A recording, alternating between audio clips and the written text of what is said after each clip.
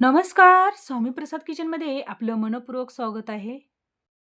तर आज आपण बेसनाचा ढोकळा कसा बनवायचा ते आपण या रेसिपीमध्ये बघणार आहोत.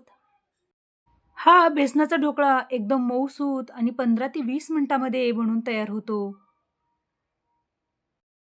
तर सकाळच्या घाई-गडबडीमध्ये एकदम पटकन होणारा हा बेसनचा ढोकळा आहे.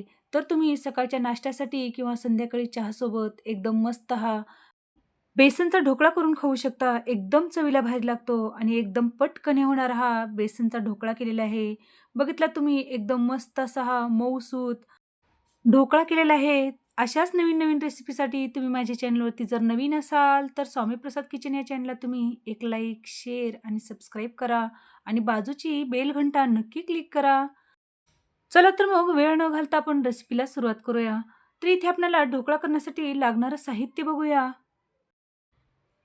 इथे मी 1 चमचा जिरं घेतलेलं आहे, कढीपत्त्याची पानं, हिरवी मिरची घेतलेली आहे. या हिरवी मिरचीला मधून चिरून घेतलेलं आहे. कोथिंबीर, एक 2 ते 3 चमचे तेल घेतलेलं आहे. चवीनुसार मीठ घेतलेलं आहे आणि 3 ते 4 चमचे इथे पिठी साखर घेतलेली आहे आणि अर्धा चमचा मोहरी घेतलेला आहे आणि 2 कप बेसन घेतलेलं आहे. तर आपल्याला हे बेसन आपल्याला एका मिक्सरच्या भांड्यामध्ये घालून घ्यायचं आहे. तर इथे मी एक 2 कप मिक्सरच्या भांड्यामध्ये बेसन घालून घेतलेलं आहे. नंतर आपल्याला त्याच्यामध्ये एक 2 चिमूट हळद घालून घ्यायचं आहे. या ढोकळ्याला हळदीचं प्रमाण जास्त करायचं नाही. एक 2च चिमूट आपल्याला याच्यामध्ये हळद घालून घ्यायचं आहे. नंतर याच्यामध्ये आपल्याला चवीनुसार मीठ टाकून घ्यायचं आहे. एक 3 ते 4 चमचे आपल्याला याच्यामध्ये पिठी साखर घालून घ्यायचं आहे आणि छान आपल्याला हे सगळे जिन्नस एकत्र व्हावेत म्हणून आपल्याला मिक्सरला फिरवून घ्यायचं आहे. तर इथे आपले छान बेसन, पिठी साखर, मीठ घातलेलं हे छान आपलं हे एकजीव झालेलं आहे. तर हे बेसनचं पीठ आपण एका मिक्सिंग बाउलमध्ये काढून घेऊया. तर या पिठामध्ये आपल्याला थोडं-थोडं करून पाणी घालून घ्यायचं आहे आणि छान आपल्याला हे पीठ फेटून घ्यायचं आहे. तर याचा अंदाज बघूनच आपल्याला याच्यामध्ये पाणी घालून घ्यायचं आहे. जास्तीचं जर पाणी पडलं या पिठामध्ये तर हे पीठ पातळ होण्याची शक्यता असते. म्हणून अंदाज बघूनच आपल्याला याच्यामध्ये थोडं-थोडं करून पाणी घालून घ्यायचं आहे. पाणी घालून आपल्याला या पिठाला छान फेटून घ्यायचं आहे. तर इथे मी ज्या कपाने आपण पीठ घेतलं होतं, त्याच कपाने 1 कप मला इथे पाणी लागलेलं आहे. तर पाणी घालून एकदम छान व्यवस्थित फेटून घ्यायचं आहे. नंतर आपल्याला त्याच्यामध्ये 1-2 चमचे तेल घालून एकदम छान व्यवस्थित फेटून घ्यायचं आहे. तर हे पीठ फेटताना आपल्याला एकाच डायरेक्शनने हे पीठ फेटून घ्यायचं आहे. उलट-सुलट अजिबात करायचं नाही. तर अशा पद्धतीने एका डायरेक्शनने आपल्याला छान पीठ फेटून घ्यायचं आहे. तर हे पीठ फेटून झाल्यानंतर आपल्याला पीठ भिजण्यासाठी एक 10 मिनिटं झाकून ठेवायचं आहे. तर हे पीठ छान भिजेपर्यंत आपण एका ताटाला तेल लावून घेऊया. तर इथे मी ताटाला छान ब्रशनं तेल लावून घेतलेलं आहे. तर इथे आपलं छान पीठ पण छान भिजलं गेलेलं आहे. तर या पिठामध्ये एक इनोचं पॅकेट घालून घेतलेलं आहे. तर तुम्ही इनो घालण्यापेक्षा खायचा सोडा पण घातला तरी हा ढोकळा एकदम छान मस्त होतो. तर इथे मी इनो घालून त्याच्यावरती 1 चमचा पाणी घालून घेतलेलं आहे आणि छान आपल्याला हे पीठ फेटून घ्यायचं आहे. तर हे पीठ आपलं छान एकदम फुलून आलेलं आहे. तर मस्त असं हे आपलं छान पीठ फुगलं गेलेलं आहे. तर इथे आपलं ढोकळा करण्यासाठी पीठ एकदम व्यवस्थित तयार आहे. तर हे मिश्रण आपल्याला तेल लावून घेतलेल्या ताटामध्ये घालून घ्यायचं आहे. हे मिश्रण ताटामध्ये घालण्याच्या अगोदरच मी इकडे गॅसवर कढईमध्ये पाणी उकळत ठेवलेलं आहे. हे पिठाचं मिश्रण छान आपल्याला या ताटामध्ये घालून छान टॅप-टॅप करून घ्यायचं आहे. तर इकडे गॅसवर आपलं पाणी पण छान उकळलं गेलेलं आहे.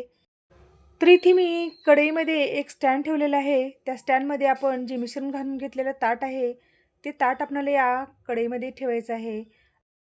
तर याच्यावरती आपल्याला एक ताट ठेवून छान झाकून ठेवायचं आहे आणि 15 ते 20 मिनिटं आपल्याला हे ढोकळा छान वाफवून घ्यायचा आहे.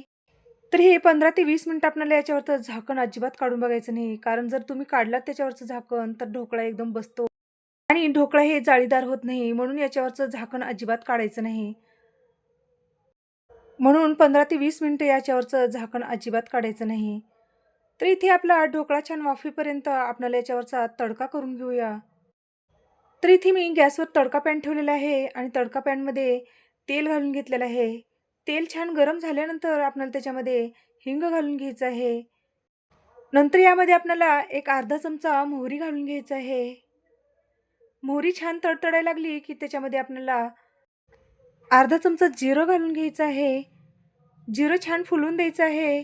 नंतर आपल्याला त्याच्यामध्ये एक 10 ते 12 कढीपत्त्याची पानं घालून घेतलेली आहे. याच्यासोबत आपल्याला उभ्या हिरव्या मिरच्या चिरून घेतलेल्या आहेत, ते पण या तेलामध्ये घालून घेतलेलं आहे. नंतर या तडक्यामध्ये आपल्याला साखर घालून घ्यायचं आहे. तर इथे मी 1 चमचा पिठी साखर घालून घेतलेला आहे.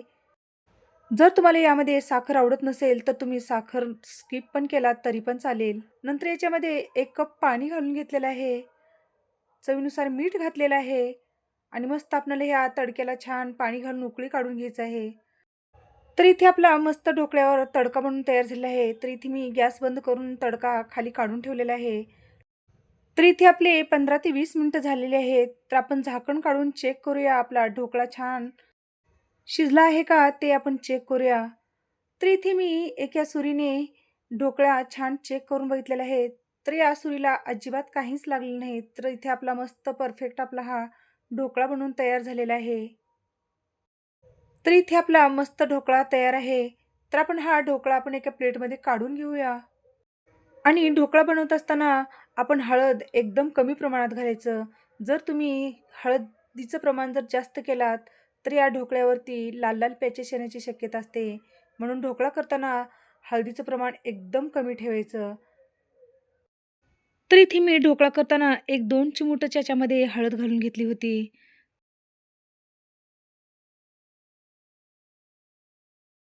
तर आपण ढोकळा कट करून घेऊया. तर इथे मी सुरीने छान आपण हे ढोकळा कट करून घेतलेला आहे. तर अशा पद्धतीने तुम्ही लहान-मोठ्या साईजमध्ये तुम्ही ढोकळा कट करून घेऊ शकता. तर या ढोकळ्यावरती आपल्याला जे फोडणी दिलेलं पाणी आहे, ते पाणी या ढोकळ्यावरती घालून घ्यायचं आहे. तर या ढोकळ्यावरती थोडीशी मी कोथिंबीर टाकून घेतलेली आहे. तर इथे आपला मस्त ढोकळा बनवून तयार झालेला आहे.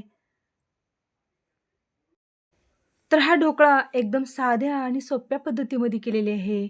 बघितलात तुम्ही एकदम मस्त असा हा आपला जाळीदार आपला ढोकळा बनवून तयार झालेला आहे. तर हा ढोकळा आपण एका प्लेटमध्ये काढून घेऊया. तर सकाळच्या घाई-गडबडीमध्ये एकदम मस्त असा हा 15 ते 20 मिनिटामध्ये ढोकळा बनून तयार होतो. तर तुम्ही अशा पद्धतीने एकदा तरी ढोकळा करून बघा.